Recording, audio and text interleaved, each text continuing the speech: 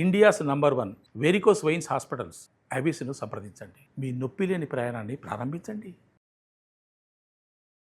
అందరికీ నమస్కారం. నా పేరు మాధురి. మీరు చూస్తున్నది సుమన్ టీవీ నెట్వర్క్. ఈరోజు మనతో పాటు ఉన్నారు ప్రముఖ motivational speaker, family counsellor Vidyarani గారు. నమస్కారం విద్యారాణి గారు. నమస్కారం అండి. మన పిల్లల గురించి చాలా విషయాలు మీరు మాకు చెప్తూ ఉన్నారు. చాలా బాగున్నాయి చక్కగా వినడానికి. అవి వెళ్ళగా ఆచరించడానికి కూడా ప్రయత్నిస్తూ ఉన్నామండి.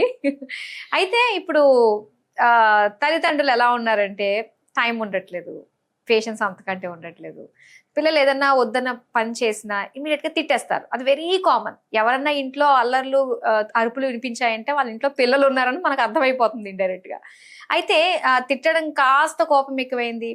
పెద్దలో పేషెన్స్, వాళ్ళకున్న టెన్షన్స్ వల్ల ఒక మాట ఎవరైనా చెప్పారంటే కొట్టేయడం, చేయి చేసుకోవడం కూడా చేస్తూ ఉన్నామండి. బాధ అనిపిస్తూ ఉంటుంది ఆ టైంకి, కానీ కొట్టేయడం లాంటివి జరుగుతూ ఉంటుంది. కానీ కొట్టచ్చు అంటారా పిల్లల్ని? తిట్టడం, కొట్టడం లాంటివి చేయొచ్చు అసలు? పిల్లలు అంటేనే దైవాలు. ఆ దైవాన్ని మనం కొడతామా? అసలు తిడతామా? ఏం చేస్తాం? పూజిస్తాం ప్రేమగా. ప్రేమగా పూజించాలి వాళ్ళకి, ప్రేమగా ఆరాధించాలి వాళ్ళకి. అంత పేషెన్స్. ఊరికే ఒక చెప్పేయాలి ఒక కొటేషన్ అని, పిల్లలే దైవాలు, బాలవాక్కు బ్రహ్మవాక్కు అనడము, ఇవన్నీ వాడడం కాదు. బాలవాక్కు బ్రహ్మవాక్కు కదా, వాళ్ళు మాట్లాడే ప్రతి మాట బ్రహ్మవాక్కుగా విను. మరి నువ్వు ఆ దైవంలానే చూడు.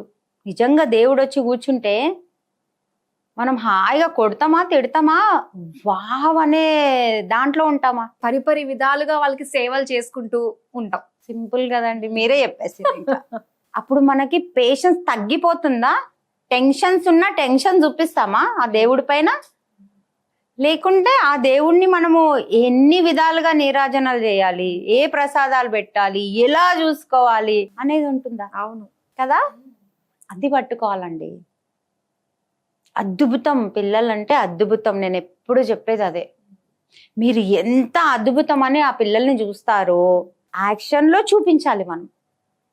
అన్కండిషనల్ లవ్తో చూపించాలి మనం. ఎందుకంటే ఊరికే ఏదో చేసేయాలని చేసేసినా వాళ్ళకి తెలిసిపోతుంది. వాళ్ళ సోల్కి అన్ని మనకంటే ఎక్కువ నాలెడ్జ్ అయ్యి ఉంటుంది వాళ్ళకి. చాలా ప్యూర్ గా ఉంటుంది. మనం తినిపిస్తూ టీవీ చూస్తున్నామా, ఇంకేదన్నా టెన్షన్లో ఆలోచిస్తున్నామా, మనం బాధలో ఉన్నామా, మనం బిజీలో ఉన్నామా, మనం వెళ్ళిపోవాలనుకుంటున్నామా, తినిపిస్తూ మనం చేసినా వాళ్ళకి అర్థమైపోతుంది. అమ్మ నువ్వు ఆ పని చేసుకోపో అంటారు పిల్లలు. మీరు చూడండి, అమ్మ దేనికమ్మా టెన్షన్ పడుతున్నావు, మనం నవ్వుతుంటాం పైకి, మనం ఏమైందమ్మా టెన్షన్ పడుతున్నావు అని అంటారు. అంత నాలెడ్జ్ ఉంటుందండి వాళ్ళకి. మరి కొట్టడం తిట్టడం ఎక్కడ? అసలు మాటే రావద్దు పిల్లల దగ్గర. మీరు అన్నారు పిల్లలు దేవతలతో సమానం అని చెప్పేసి. ఎలా ఎలా అనిపిస్తుంది అంటే నేటి బాలలే రేపటి పౌరులు, వీళ్ళు మంచిగా అవ్వడానికే కదా వీళ్ళు మనం క్రమశిక్షణలో భాగంగా కొడుతున్నాం, తిడుతున్నాం అని ఫీల్ అవుతూ ఉంటున్నాం. అవునండి. ఇప్పుడు మనకి ఒక నాలెడ్జ్ లేదనుకోండి, దానిపైన ఒక అవగాహన లేదు, మనం కొడతాం తిడతాం. ఏదో పక్కన వాడు కన్నాడు కాబట్టి కనడమా, పక్కన వాడు పెంచుతున్నాడు కాబట్టి పెంచడమా? మన పిల్లలు నా ద్వారా ఒక బిడ్డ బయటికి వస్తుందంటే ఎంత అద్భుతం. చాలా. అక్కడ మనకి ఎంత గ్రాటిట్యూడ్ ఉండాలి. ఉండాలా లేదా? ఉండాలండి. మరి అప్పుడు ఆటోమేటిక్ గా పేషెన్స్ పెరిగిపోతుంది, ఆటోమేటిక్ గా లవ్ పెరిగిపోతుంది, ఆటోమేటిక్ గా అండర్స్టాండింగ్ పెరిగిపోతుంది. పెరుగుతుందా లేదా? ఖచ్చితంగా. లేదండి మీకేం తెలుసు మా బాధలు అన్నారనుకోండి, అది అబద్ధం అండి. మీరు పక్కన వానికి చూసి మీరు అంటున్నారని నేను చెప్తా. ఎందుకంటే మీరు ఎంతైనా బిజీ ఉండండి, మీరు అన్కండిషనల్ లవ్ ఇచ్చి మీ పిల్లలకు వావ్ నా అద్భుతం. ఇప్పుడు మనం పని చేస్తూ కూడా చిన్న తల్లి బంగారం అది ఇది అన్నాం అనుకోండి, చాలు వాళ్ళు పొంగిపోతుంటారు. కరెక్టా కదా? అవునవును. టైం తీసే కూర్చునే అవసరం లేదు కదా. ఏదో జోక్ వేయండి, ఏదో నవ్వించండి. నా తల్లి ఉంటే ఇంక నాకు ఎవ్వరు వద్దబ్బా అనేలా ఉంచాలి. నా తండ్రి ఉంటే నాకు ఇంకెవ్వరు అవసరం లేదు అనేలా ఉంటే పక్కన ఎందుకు చూస్తారండి పిల్లలు?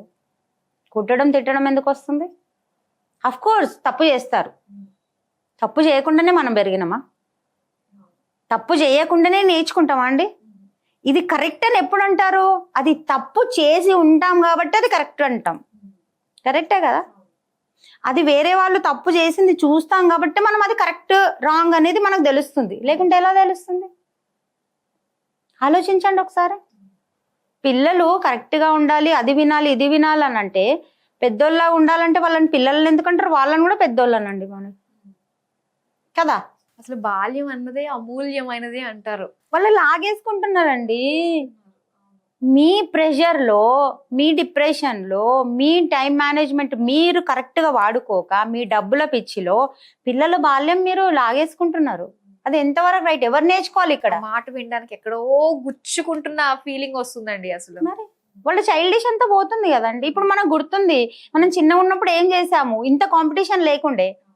సో మనం ఏం చేసాము, ఎలా ఆడుకున్నాము, సమ్మర్ వెకేషన్ లో ఎలా అమ్మమ్మ వాళ్ళ ఇంటికి పోయి ఎంజాయ్ చేసాము, ఎలా గప్పలు కొట్టాము, ఎలా ఏమేమి చేసాము. అవును, ఈ రోజులో మనం చెప్పే ఇప్పుడు మాటలు చిన్నప్పుడు మా అమ్మల దగ్గర నుంచి ఎక్కడ కూడా వినలేదండి. కానీ ఈ రోజులు అలాంటివి కూడా చెప్తున్నాము మనం పిల్లలకి అనిపిస్తుంది. ఏంటంటారు, ఎక్కడ మనకి పెద్దలు కరెక్ట్ లేక పిల్లలకి కొట్టాలా తిట్టాలా అనే క్వశ్చన్స్ అసలు నో వర్డ్స్ అండి. ఇక్కడ తిడతా, నేనైతే తల్లిదండ్రులకు తిడతా. నీ కాంపిటీషన్ వాళ్ళకి వాళ్ళకి ఎందుకు లాగాలబ్బా? అది కూడా ఒక భయం అండి. మనకి ఇంత కాంపిటీషన్ ఎదుర్కొంటున్నాం కదా, వీళ్ళ జనరేషన్ వచ్చేసరికి ఇంకెంత దారుణంగా ఉంటుందో, వీళ్ళు ఆ విధంగా మనం రెడీ చేయాలి అన్న దాంతో కూడా ఇలాంటివి ఏమన్నా అంటే అంత స్ట్రిక్ట్ గా ఇంట్లో ఉండడం లాంటివి జరుగుతున్నాయంటారా? మీరు అడిగేదానికి ఎలా ఉంది తెలుసా, ఏదైనా నేను ప్రాక్టికల్ గా చెప్తాను. మీరు అడిగేదానికి రేపు ఎలా ఉంటుందో అనేసి ఈ క్షణాన్ని వాళ్ళ నుంచి మీరు లాగేసుకుంటున్నారు. మీరు తెలియకుండానే వాళ్ళ మెదడులో కావచ్చు, బాడీలో కావచ్చు, వాళ్ళ ఆర్గన్స్ లో కావచ్చు విషం విత్తు పెట్టేస్తున్నారు. బాధగా ఉంది వినడానికి. మీరు తెలియకుండానే పెట్టేస్తున్నారు. టెన్షన్ అనేది, వాళ్ళకి టెన్షన్ ఉంటే తీసేదే తల్లిదండ్రులు. కానీ పిల్లలు బాగా ఆడుకుంటున్నప్పుడు, పిల్లలు యాక్టివ్గా ఉండి, పిల్లలు నవ్వుతున్నారు, ఫిజికల్ గా ఆడుకుంటున్నారు, వర్షంలో తడిసినా ఏం అవ్వట్లేదు, ఎండలో ఆడినా ఏం అవ్వట్లేదు, ఎలా ఉన్నా బాగున్నారు, వాళ్ళు టైం వేస్ట్ చేస్తున్నావు అని తిట్టి ఒక దగ్గర కూర్చోబెట్టి వాళ్ళకు మొత్తం రోగాలకు ఉపయోగ వేసేస్తున్నారు వాళ్ళకి. అప్పుడు మెంటల్ గా స్ట్రెస్, ఫిజికల్ గా స్ట్రెస్, ఆ భయం కూర్చొని వాళ్ళు మాట్లాడుతుంటారు పేరెంట్స్, నీ బ్రతుకు ఏమవుతుందో, నీ బ్రతుకు ఏమవుతుందో, నీకు ఇలా ఉంది, నీకు అలా ఉంది అంటే వాళ్ళు విని విని విని విని వాళ్ళ బ్రెయిన్ డ్యామేజ్ అవుతుంది, వాళ్ళ హార్ట్ అటాక్, చిన్న చిన్న పిల్లలకు హార్ట్ స్ట్రోక్లు వస్తున్నాయి, బ్రెయిన్ డ్యామేజ్లు వస్తున్నాయి. ఎవరి వల్ల? తల్లిదండ్రులకు కరెక్ట్ నాలెడ్జ్ లేక. అర్థమవుతుందండి? మీరు అంటున్నారు భయపడి, భయం ఎందుకండి?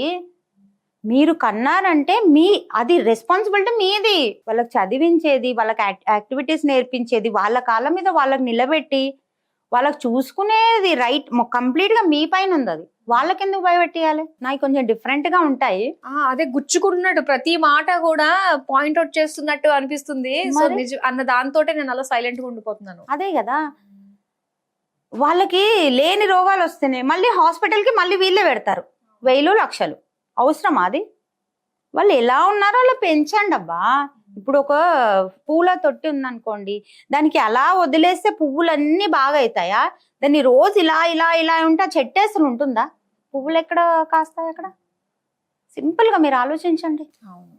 వాళ్ళు ఎలా ఉన్నారో అలా పెంచండి. పోనీ ఏదైనా రాంగ్ చేస్తారు, ఓకే, అలాంటి పిల్లలకు ఇలా కాదు నాన్న, ఇలా చెప్పాలి.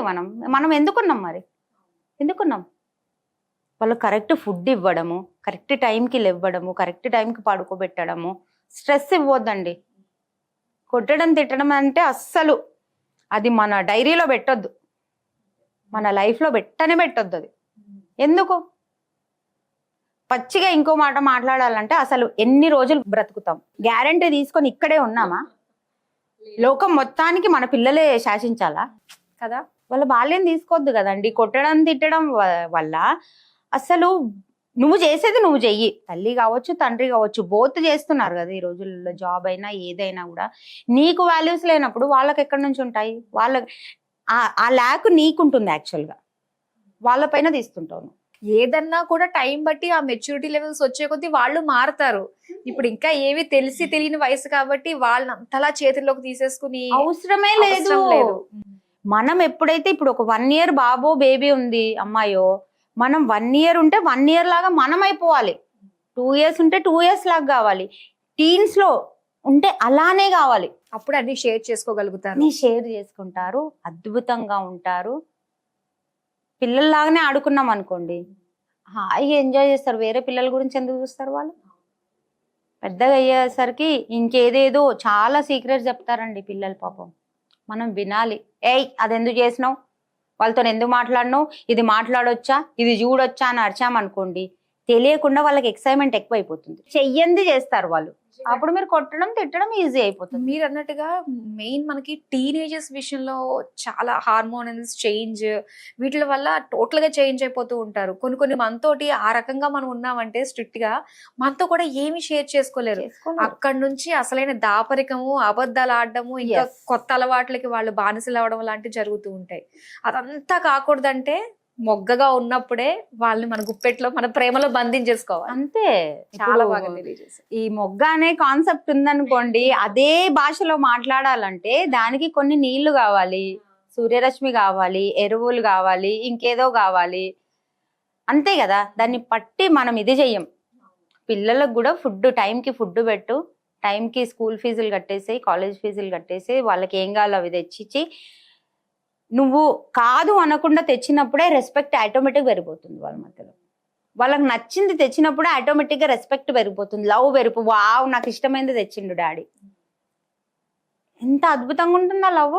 నిజం. పిల్లలకి ఏదన్నా వాళ్ళకి ఇష్టమైంది మనం ఇంటికి తీసుకెళ్ళినప్పుడు వాళ్ళ మొహంలో చూసే ఆనందం ఎందులోనూ రాదు మనకి. ఎన్ని కోట్లు కలిసి వచ్చినా కూడా ఆనందం ముందు దిగదుడిపి అన్నట్టుగా ఉంటుంది. లేదు నేను కావాలని ఇది కావాల్సింది నేను తీసుకురాను అని అంటే అబ్బా దూరం అయిపోతుంటారండి. మనం అనుకుంటాము నేనే దగ్గర నువ్వు పడిపోతున్నావు, నువ్వు హీరో అయ్యే దగ్గర జీరో అవుతున్నావు. హీరో కావాలంటే ఎన్నో క్వాలిటీస్ ఉండాలండి. హీరో అనగానే కాదు, హీరోస్ ఎంత డైట్ పాటిస్తారు, ఏమేం చేస్తారు, వాళ్ళు నానా కష్టాలు పడతారు. ఎందుకు? ఒక హీరో అనిపించుకోవాలి కాబట్టి, అలా కనిపించాలి కాబట్టి. మరి తండ్రి బాధ్యత కూడా అంతే కదండి. మరి ఎన్ని కష్టాలు పడాలి, ఎన్ని సాక్రిఫైసెస్ చేయాలి, ఎంత ఇది చేయాలి. తండ్రి అంటే ప్రతి ఒక్క ఆన్సర్ ఉండాలి.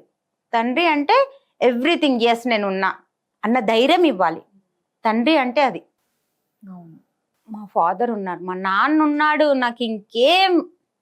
ఒకవేళ రేపటికి వచ్చి నీ అమ్మాయికి లవ్ లెటర్ ఇచ్చినా కూడా మా తండ్రి ఉన్నాడు, మా తండ్రి చూసుకుంటాడు. మా ఫాదర్ ఉన్నాడు. కాల్ ఫస్ట్ తండ్రికి వెళ్ళాలి, తల్లికి కూడా కాదు. ఆడపిల్లలు ఉంటే స్పెషల్గా అది ధైర్యం. ఆ ధైర్యం మీరు ఇచ్చారనుకోండి, మీకు రేపటికి ఏమైనా కూడా దగ్గరుండి చూసుకుంటారు. నా ఒపీనియన్ అయితే అదండి. పిల్లలు మనకి దగ్గరుండి చూసుకోవాలి. ఒక ఆయాకు పెట్టేసో, ఒక నర్సుకి పెట్టేసో, ఎవరికో పెట్టేసో చూడొద్దు. దానికి ఈ రోజు నువ్వు ఎలా పెంచావన్నదా దాని మీద ఆధారపడి ఉంటుంది. మనము సంపాదించుకోవాలి. అది డబ్బులు సంపాదించగాని కాదు, ఆ రెస్పెక్ట్, ఆ లవ్ మనం సంపాదించుకోవాలి. మనం అనుకుంటాం మనం ఇస్తున్నాం అనుకుంటున్నాం, కానీ ఆడ ఎంతో మనం ఒక ట్రెజర్ బాక్స్ మనము ఇప్పటి నుంచే రెడీ చేసుకుంటున్నాం రేపటి గురించి. మంచి మాట. అందరికీ అర్థమయ్యేటట్టుగా చాలా చక్కగా తెలియజేస్తున్నందుకు thank you so much. Thank you.